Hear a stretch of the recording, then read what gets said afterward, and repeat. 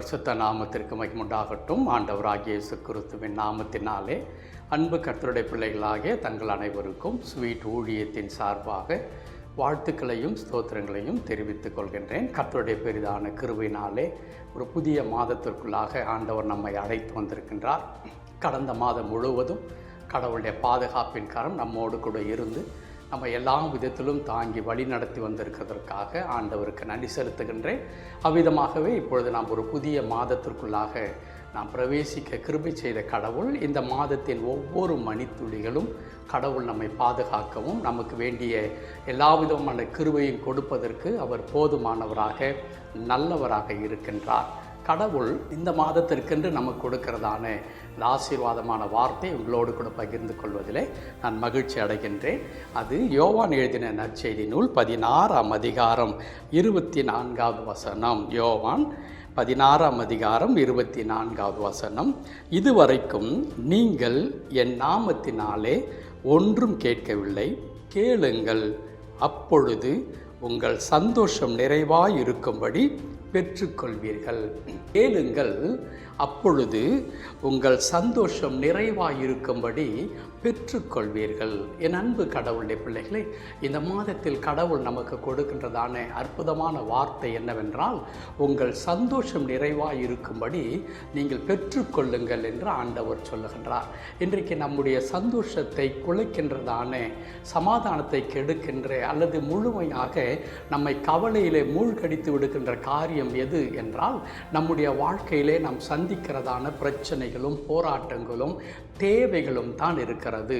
குறிப்பாக நாம் சொல்ல வேண்டும் என்று சொன்னால், நம்முடைய சரீரத்தில் உண்டாகிறதான சுகவீனம் பலவிதமான வேதனைக்குள்ளான ஒரு வாழ்க்கையை நமக்கு கொடுக்கின்றது. சரீரத்தில் ஆரோக்கியம் இல்லை என்று சொல்லும் பொழுது இயல்பான பணிகளை நம்மால் செய்ய முடியாமல் போய்விடுகிறது. அது மிகுந்த மன வருத்தத்தை நமக்கு ஏற்படுத்துகின்றது.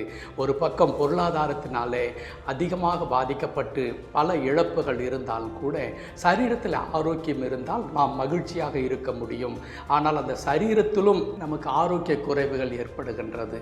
அதே வண்ணமாக குடும்பத்தில் சந்திக்கிறதான பல விதமான இன்னல்கள், பிள்ளைகளுடைய வாழ்க்கைகளாக இருந்தாலும், நம் பணியாற்றுகின்ற வேலை ஸ்தலங்களாக இருந்தாலும், நாம் சொந்தமாக செய்கிறதான தொழிலாக இருந்தாலும், இப்படி எல்லா விதத்திலும் நாம் எதிர்பார்த்தவைகள், நாம் விரும்புகிறவைகள் அங்கே இயல்பாக நடைபெறாத பட்சத்தில் நமக்கு கவலைகளும் கண்ணீரும் உண்டாகிறதை நாம் பார்க்கின்றோம்.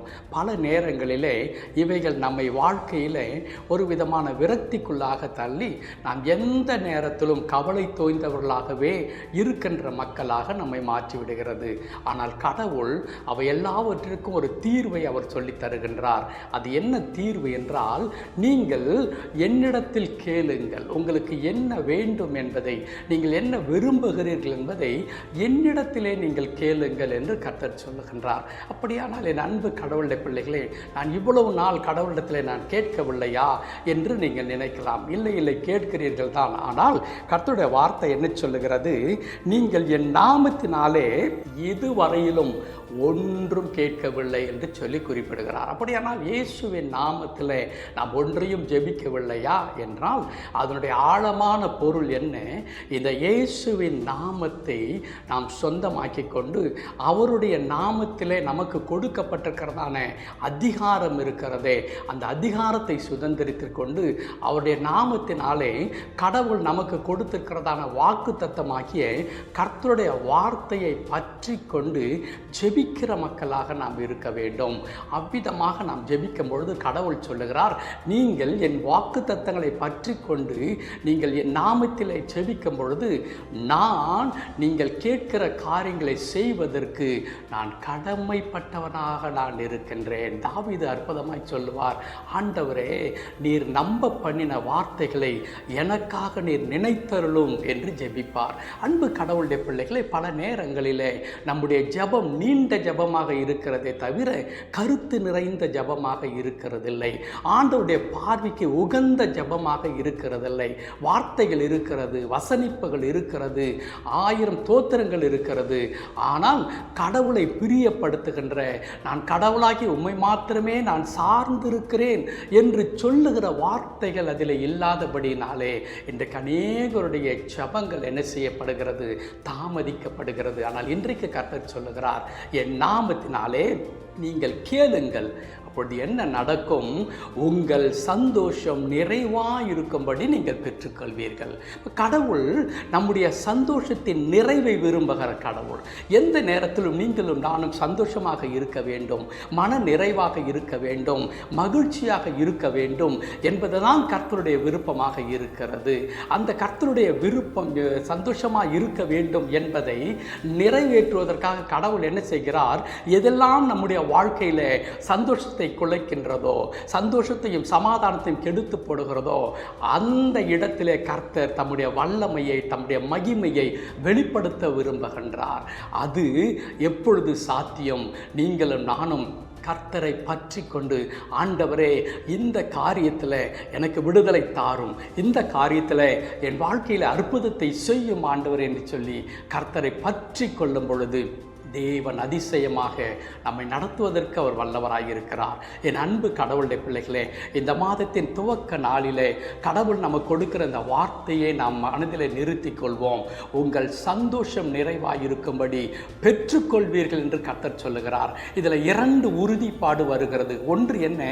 நீங்கள் கட்டாயம் பெற்றுக்கொள்வீர்கள். நீங்கள் எதை கேட்கிறீர்களோ அதை நிச்சயமாக நீங்கள் பெற்றுக்கொள்வீர்கள். இரண்டாவது கடவுள் என்ன சொல்லி தருகிறார்? அதுவும் உங்கள் சந்தோஷம் நிறைவாயிருக்கும்படி, நீங்கள் பரிபூர்ணமான மகிழ்ச்சிக்குள்ளாகிற மக்களாக இருக்கும்படிக்கு நீங்கள் பெற்றுக்கொள்ளப் போகிறீர்கள். இந்த மாதத்தில் 2 காரியம் உறுதி அளிக்கப்படுகிறது.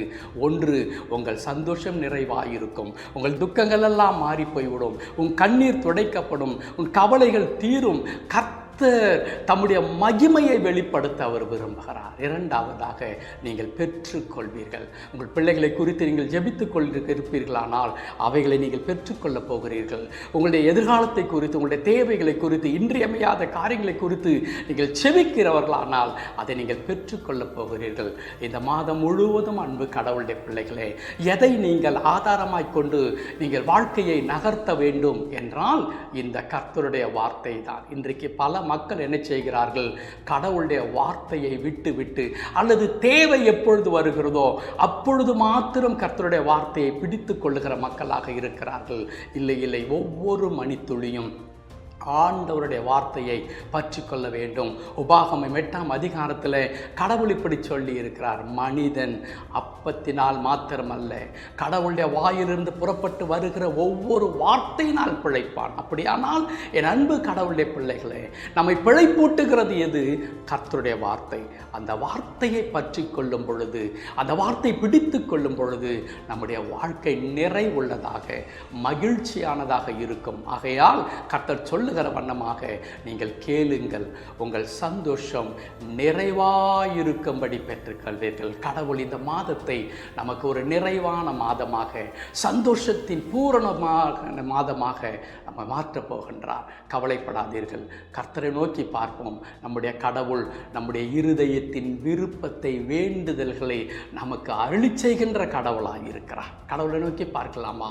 கிருபை நிறைந்த நல்ல ஆண்டவரே, நாங்கள் உம்மை நன்றியோடு துதிக்கிறோம், உமக்கு நன்றி செலுத்துகிறோம். இந்த ஆசீர்வாதமான இந்த கர்த்தாவே மாதத்திற்காக நாங்கள் உமக்கு நன்றி செலுத்துகிறோம். கர்த்தாவே, இந்த 9வது மாதம் எங்களுக்கு மிகுந்த ஆசீர்வாதத்தின் மாதமாக இருக்கும். காரணம் ஆண்டவரே, உம்முடைய வார்த்தை அதை சொல்லி தருகிறது. ஆண்டவரே, உம்முடைய வார்த்தை நாங்கள் பற்றி கொள்ளுகிறோம். கர்த்தாவே, உங்கள் சந்தோஷம் நிறைவாயிருக்கும்படி பெற்றுக்கொள்வீர்கள் என்று கடவுள் சொல்லி கொடுத்து கொண்டிருக்கிறீர். ஆம் ஆண்டவரே, எங்கள் சந்தோஷத்தினுடைய பரிபூர்ணத்தை விரும்புகிற கடவுள், நாங்கள் கேட்கிறவைகளை கொடுக்கின்ற ஆண்டவராக இருக்கிறீர். தகப்பனே, ஒரு திறந்த புத்தகத்தை போல எங்கள் வாழ்க்கை இருக்கிறது. எங்களுடைய குடும்பம் உமக்கு முன்பாக இருக்கிறது. எங்களுடைய தேவைகள் உமக்கு முன்பாக இருக்கிறது. ஆண்டவரே, எங்களை வேதனைப்படுத்தி கொண்டிருக்கிற, எங்களை துன்பப்படுத்தி கொண்டிருக்கிற, எங்களுடைய சமாதானத்தை நிர்மூலமாக்கி கொண்டிருக்கின்ற வியாதி, ஆண்டவரே பிரச்சனைகள், தோல்விகள், அவமானங்கள், நிந்தைகள், ஆண்டவரே கடன் தொல்லைகள், ஆண்டவரே பிள்ளைகளுடைய கர்த்தாவே காரியங்களிலே இருக்கிறதான கேள்விகள், எதிர்மறையான காரியங்கள், இவையெல்லாம் எங்கள் சந்தோஷத்தை ஒன்றுமில்லாமல் செய்கிறது ஆண்டவரே. ஆனால் இன்றைக்கு எங்கள் சந்தோஷத்தை நிறைவாகும்படி கடவுள் நீர் எங்களுக்கு இரக்கம் பாராட்டப் போகிறீர். இந்த மாதத்தில் இந்த வார்த்தையின்படி கர்த்தர் எங்களை ஆசீர்வதிக்கப் போகிறீர். அதற்காய் தோத்திரம். ஆகவே தகப்பனே, அடியனோடு ஜெபித்து கொண்டிருக்கின்ற, இந்த செய்தியை கேட்டு கொண்டிருக்கிற, இந்த ஜெபத்தில் பங்கு பெற்றிருக்கிற அன்பு கடவுளுடைய பிள்ளைகள், ஆண்டவரே எந்த இடத்துல இருந்து உம்மை நோக்கி பார்த்தாலும் அங்கே தானே நீர் இருந்து உமது பிள்ளைகளுடைய இருதயத்தை நீர் பார்க்கிறீர். ஆண்டவரே, உமது பிள்ளைகளுடைய விருப்பத்தை நீர் நிறைவேற்றி தரும்படியாய் ஜெபிக்கிறேன். இந்த 9வது மாதம் உமது பிள்ளைகளுடைய சந்தோஷம் நிறைவான ஒரு இருக்கின்ற மாதமாக அமையத்தக்கதாக கடவுள் கிருபை தாரும். உம்முடைய திருக்கரத்தில் அர்ப்பணிக்கின்றேன். கர்த்தர் தொடர்ந்து பொறுப்படுத்திக் கொள்ளும். மீட்பர் நாமத்தில் ஜெபிக்கிறோம் எங்கள் நல்ல பிதாவே. ஆமென், ஆமென்.